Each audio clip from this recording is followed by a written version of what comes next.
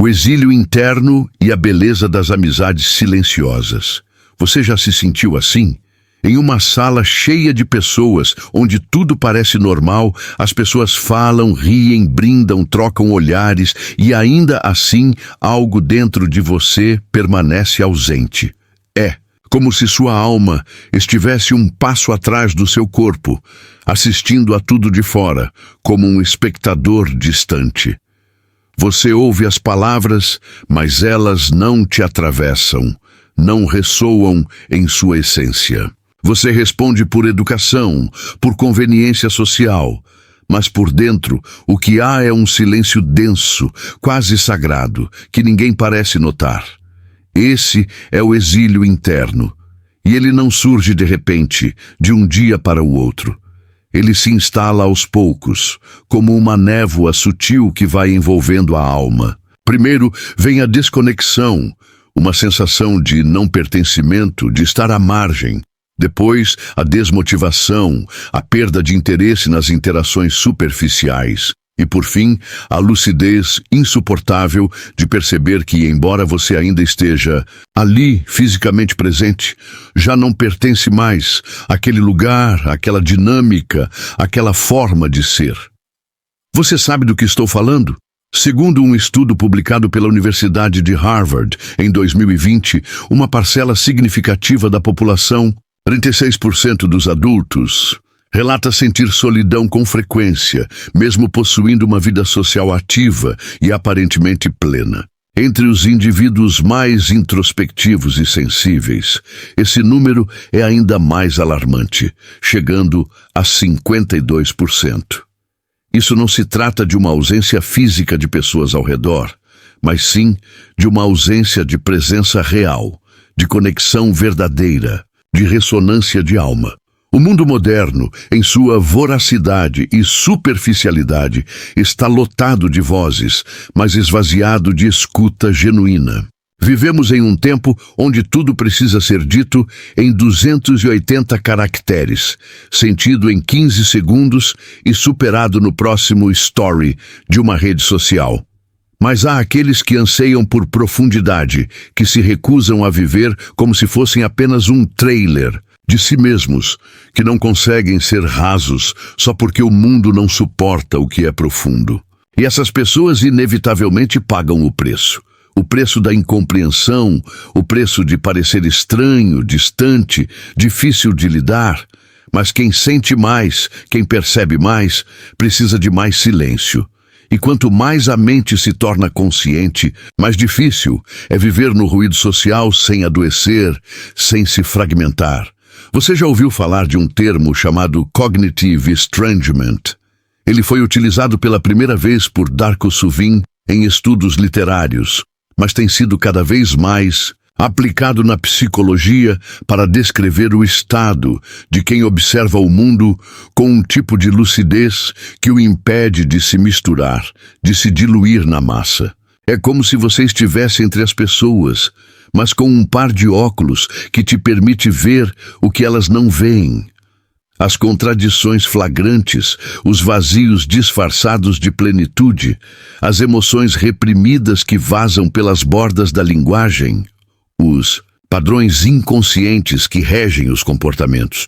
Você começa a perceber a estrutura subjacente por trás de cada interação, de cada gesto, de cada palavra.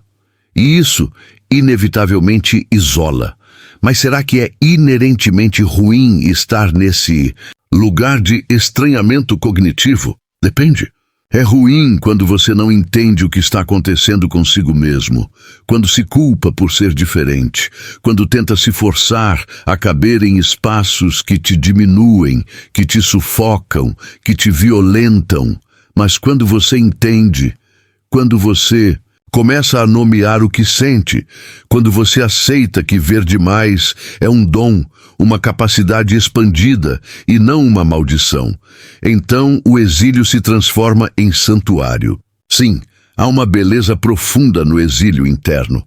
Foi nesse espaço de reclusão e introspecção que Jung escreveu suas obras mais profundas, que Fernando Pessoa, em sua multiplicidade, compôs os poemas mais solitários e, paradoxalmente, mais verdadeiros da língua portuguesa. Foi nesse silêncio que Thoreau se retirou para sua cabana em Walden e descobriu que a simplicidade é uma forma sublime de liberdade. Foi nesse exílio que Van Gogh, internado em Saint-Rémy, pintou A Noite Estrelada, não com os olhos físicos, mas com a alma, com a profundidade de sua percepção interior. O mundo, em sua superficialidade, grita que estar só é fracasso, é sinônimo de solidão indesejada. Mas às vezes é só ali, na ausência de vozes externas, que conseguimos ouvir a nossa própria voz, a voz da nossa verdade mais íntima. E isso não significa viver isolado de tudo e de todos.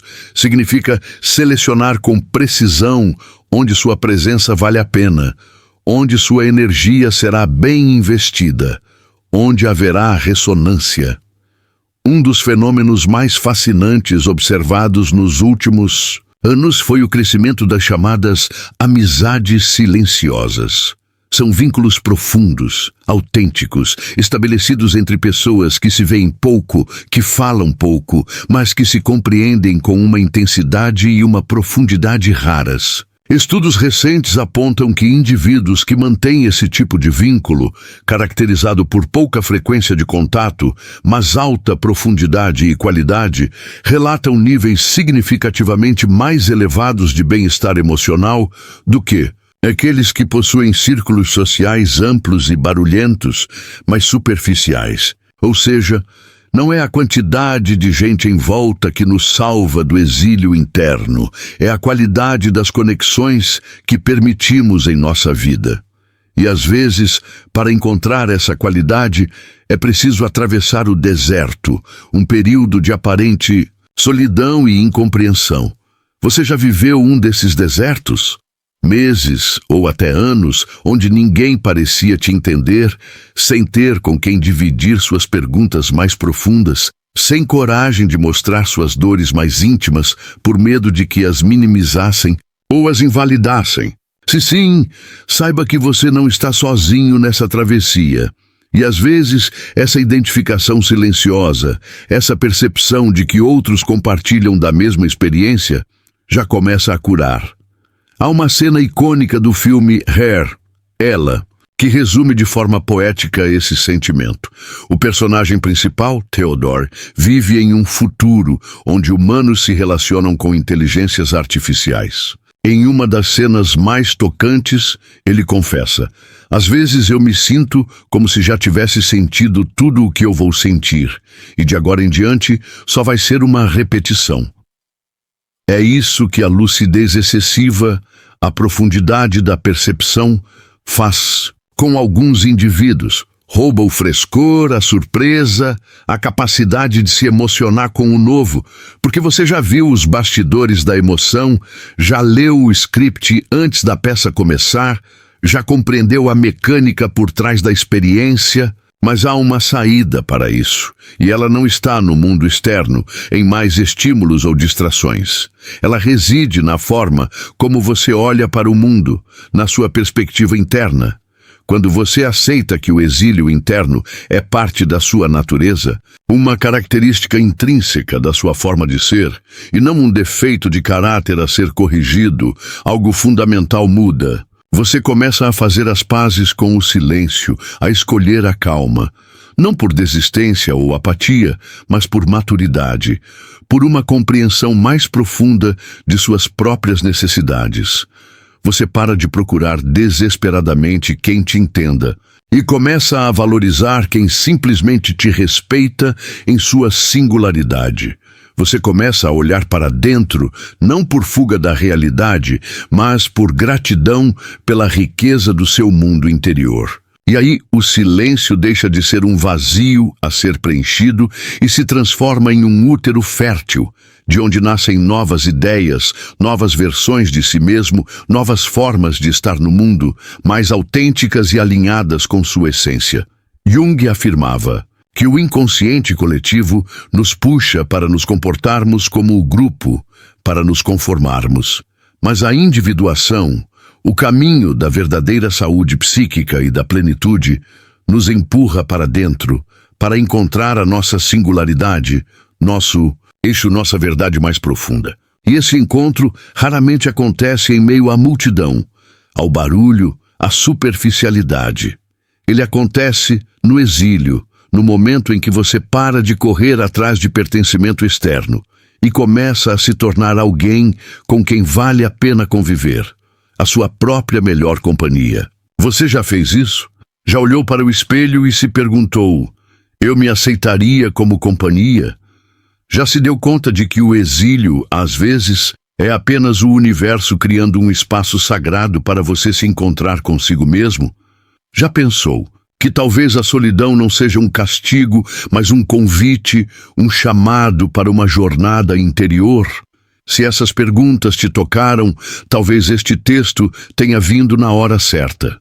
Logo mais, vamos falar sobre o que acontece quando você para de resistir à sua diferença e começa a transformá-la em força, em poder pessoal. Porque o mundo pode até não estar pronto para quem você é em sua totalidade, mas você está. Isso, por si só, já é o começo de uma nova vida, de uma existência mais plena e autêntica.